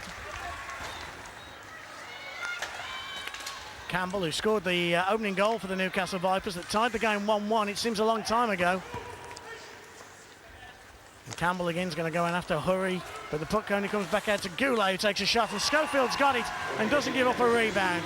And the Manchester Phoenix he fans, looked like Fankhauser there. Yeah. So Dean Holland in the face-off circle, but he loses out, and then Afati rims the puck round. Stuffaker can't quite get to it. Stuffaker now playing with Stark's line. He's got Passmore on the left-hand side. And Passmore again, who's had a steady game. Everybody's had a steady game. This Stark as well shows at times he looks a bit Dutium-esque, a little bit like the Belfast forward Mark Dudium. He skates like him, which is a compliment because Dudium can skate with the best of them. But Millen hits the red line and chips in into the final 4 minutes. It's been a clinic from the Manchester Phoenix. You can only beat what the opposition put out, and the Phoenix have done that tonight. And Afati's going to get to a loose puck first. The sticks are high, and Holland just can't quite get there. Stark comes in. Stark comes in and helps out. Good work by the Newcastle youngster. McMillan helps it on its way down the right-hand side to Stuffaker, who's got Passmore just ahead of him. Passmore's going to be the option, surely, for Stuffaker. Stuffaker, who scored the Manchester Phoenix 5th goal this evening at the start of the 3rd period. Gomanyuk. Derek Campbell will drive the net. Oh. Passmore collects. Final 3 minutes, and the intensity has just died in the last 6 or 7 minutes. I think both of these teams knowing that this game is over. It's understandable, Dave. I mean, Newcastle just want a few seconds to tick away so they can get in the change room, try and regroup, try and get healthy for their next game. Schofield kicks away again. Campbell and Reece McWilliams in the corner. Johnson and Bassick clash. They've clashed a lot tonight. David Longstaff still protecting the puck well and gets it back out to Richie Thornton. Makes some room for himself, but he shots wide. Goulet jumps in on a loose puck. But Matt Rich, that is 21. He's got to go and join in and help out, and he's giving it to Thornton. Now Sean Johnson, chance out for Longstaff and Thornton. Not to be, and now Manchester will break down the left-hand side, and it's Nicky Wyatt. Thornton again down the right-hand side to Sean Johnson. Final 2 minutes. Now it's Derek Campbell. Campbell to get one back on the board, and he does. Pulls a nice move on Schofield. There was good traffic in front as well. And Derek Campbell scores the 2nd goal for the Newcastle Vipers. But it comes about 2 periods after the first one. But you know, I mean, consolation goals are consolation goals, and I'm glad Derek Campbell got his name on the score sheet. I know they've lost the game, but he's worked his socks off, and little tipsy doodle, no problems on the goal. He doesn't raise his hands. He's not happy about it, but he's deserved a goal.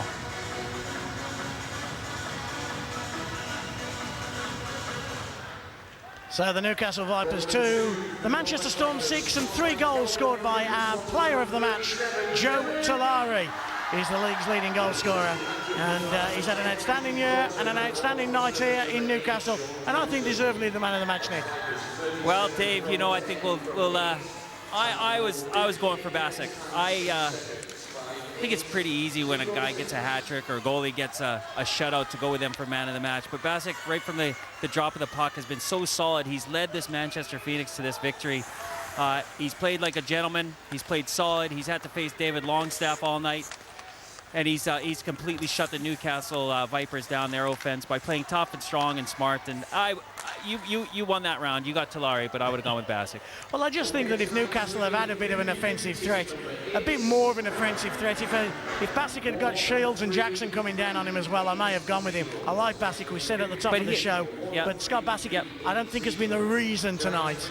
I think he's been a huge part of the game, Dave. And I think that, you know, this game didn't break for Manchester until halfway through, you know, and Newcastle had been giving it their all, and they were in it. And like I say, facing David Longstaff and Derek Campbell and shutting them down. And the way he's been, the way he takes the hits, he plays physical. He's a gentleman. I like him. He would have been my man of the match. You won this round, and I'll buy you a beer, but that's it. Of course, your prediction skills are 0 for 1 at the moment. That's your fault, though. So here's Stork, and Stork finish it off. Passmore's driving at the far side. Here is Passmore, but Gourlay just steps up on him. Stuffaker has the loose puck, and Stuffaker's just broken away and drives towards the net. And here is Stuffaker, and he takes that shot right through the legs of Holland. Campbell, the goal scorer. Well, they're both goal scorers, the two Campbells for Newcastle. But Derek Campbell, who gives it to Holland. Ben Campbell drives the net. Holland's got it. Can he just feed the puck out in front? He can't. Final 20 seconds in this period, and Campbell's back out there again. It's Ben Campbell just holding on to it. Valuable ice time for these youngsters. They're the future, buddy. They are the future. And the Newcastle Vipers' future is a good one. Strong, solid ownership, good fan base, and a lot of youngsters as well. But unfortunately for them, here tonight, and we've got another scrap coming on. Oh, and the referee has stepped in. It was the two youngsters again. God bless them. God bless them. It was Matt Ridge this time and Dean Holland. And I think they wanted to put a show on, but you know what? I'm glad we didn't get to watch that show. It's all over. Well, they showed us once they couldn't fight, and they showed us twice that they let too many people stand in their way. Quickly, The period scores of 1-2, 0-2, and 1-2. It's the Phoenix that lead this one, but will win this one by 6 goals to 2. Joe Tulare with a hat-trick. The great one, Tony Hand, just outstanding again. We'll be back with a reaction right after this break. Don't you go anywhere. Interview still to come. Welcome back, folks, to the BMI Baby Elite Ice Hockey League here on Sky Sports, where we've ended 07 with a 6-2 win for the Manchester Phoenix over the Newcastle Vipers. Well, folks, it wasn't a classic game, but there was a lot of goals and a lot of entertainment. Dave, really the story of this, Newcastle undermanned. They worked hard, but they had no answer to the Manchester Phoenix. You've got it. They're a line down, plus Kratzky, the defenseman. They're 4 quality hockey players out. And their creativity, their quality players, that's what was missing tonight. And, you know, occasionally you can win those odd games when you're short-handed, but you just can't keep on doing it. And I think time ran out for the Newcastle Vipers. They gave an effort, but it wasn't to be. But you've got to take your hat off to the Manchester Phoenix. They come in here on the road during the festive spirit, and they get on the board right away. They execute Tony Hand's game plan right to a T. Well, exactly. And Tulare, he can't stop scoring at the moment. And when you've got Tony Hand dishing the puck out, watch Tulare 10, gets ahead of Gomanyuk. Exactly, gets ahead of Gomanyuk, does the right thing, and shoots and scores. And happy days for them. And Tulare was the key player there. But ultimately, right off the bat, this is what you need to do, is you need to get right back on the board, and that's what they do. Longstaff with a great one-touch in front of that's right. and then Campbell with a rebound. Yeah, Gourlay got it to the net. David Longstaff's the key there. There's nothing that Fankhauser could do about it, and Ben Campbell scores to tie it at 1-1. But then a moment of genius. Yeah, Tony Hand are you know, the best player in this league by bar none for a long time, and he drops the shoulder on Campbell. And look how he fights to pull this puck up to him. He's always in control. Such speed, deceiving speed as well. Like, You think of Tony Hand, he's not the greatest looking skater out there, but he's got such deceptive speed. And he just, poor old McDonald, he didn't know which day of the week he was. He's car park ticket back out again. And Tony Hand can do that to a team. He's so calm on the puck, so he's always in control of the puck and he knows what he's doing. And it was a perfect Tony Hand game today. Game was really stretched and Tony loves those kind of games. And we were saying it just was in his eyes. He was in control of this game. And right on this play, you can see he gets the puck on the near wall here, drives in, grabs the blue line, and look at this great reverse pass out front and another goal. Yeah, well, Stuffiker scored that. We thought Talari had got it, didn't we? But Stuffiker had jammed it home as both guys. But it's Tony again. He knows what he's doing. I saw him do this so many times for Ed Courtney in Sheffield, and now he's doing it for Talari, for Stuffiker. And he's the class act. He can unpick a lock. He's not a plumber. He's a locksmith. And he's the best locksmith you'll ever find. And then Manchester, they kept their foot on the gas. They had a 5-on-3 power play in the third period, and they put this game out of reach. Well, they did, when Basic had just bang, you see the chances there. Basic always comes to Basic for the big shot, and there was Talari. He was just at the back door and a nice finish. But that every is a time goal scorer's goal, isn't it? Yeah, every time they had a power play, didn't they? They looked for the one-timer. It was Enafati actually on that shot there, and Talari, he doesn't miss those, does he? That's why he's the league's leading goal scorer. Just sniffing on the doorstep, pops it up high. Exactly. No, exactly. All right, Dave, earlier you caught up with a couple of players, Joel Talari and Sean Johnson. Joe, a good night for the Manchester Phoenix and a good night for Joe Talari. Yeah, we desperately needed that win tonight, and we were fortunate to get 2 points last night, and we're real happy we got 2 points again tonight. When Tony Hand is your centre as well, you're always going to see a lot of the puck, and you and he seem to have set up a real good working relationship right now. Yeah, he's great to play with. It's always great to play with someone who complements your ability, and Tony's a great passer as well as goal scorer. But I like to find the holes, and he always seems to find me. Yeah, more importantly, I'm sure you'll agree, 5 wins in 6 games for the Manchester Phoenix. The Phoenix are now starting to show that promise that I think we always knew they always had. Yeah, I think we do have some depth in our locker room. It's just a matter of coming out every night and showing up. And we desperately need points to make the playoffs here. That's our number one focus right now. Okay, and your goalie as well came up big tonight. When he had to do something, Fankhauser had one of his real good nights. Yeah, he did. We need him to be his best every night in order for us to win. He's pretty much the backbone of this team. And tonight I had a great night. Last night he played real well. And as a result, we have 2 wins. Okay, congratulations. Thank you very much. Sean, a tough night for the Newcastle Vipers. The reaction and the feeling in the dressing room? Yeah, it's a little low, but obviously we've only got 10 skaters out there, so we had a tough one last night. Hopefully we should have pulled something out of the bag last night, but we struggled towards the end, and then I think it's took it out of us tonight. We've just seemed to struggle from the beginning.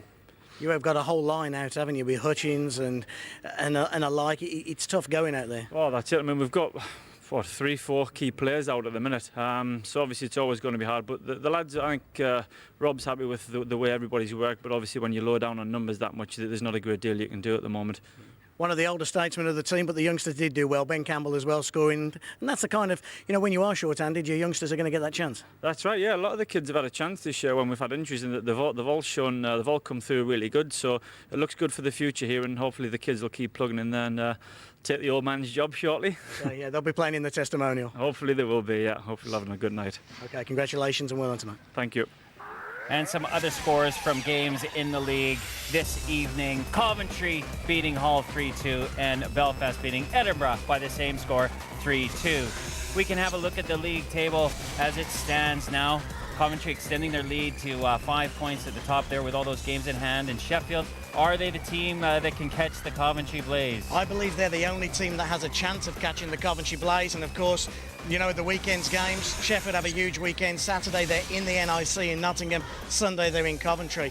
I believe if Sheffield are to challenge Coventry for the title, they have to collect 4 points. Think I could get some tickets to that Coventry game? I think I might be able to get you a couple for that one. Okay, so yeah, again, Sheffield, you think they're the only team that can catch? I think they're the Coventry only team. I think they're the only team. I think Nottingham won't. I don't think Cardiff and Newcastle will. But I think Sheffield need to win both games this weekend. If they can win both games this weekend, then I think we're okay. Okay. Well, we have more games coming your way here on Sky Sports. In 2008, we're going to bring you the Edinburgh Capitals against the league leader Coventry Blaze, 4:30 p.m. on Sky Sports Extra. Dave, your quick highlight of the year? Quick highlight of the year, I always enjoy a Sheffield win over Nottingham. So hopefully 2008, we'll see a few more of those. Okay, well, thank you ever so much for joining us. 2007 is over. We'll see you in 2008. Bye for now.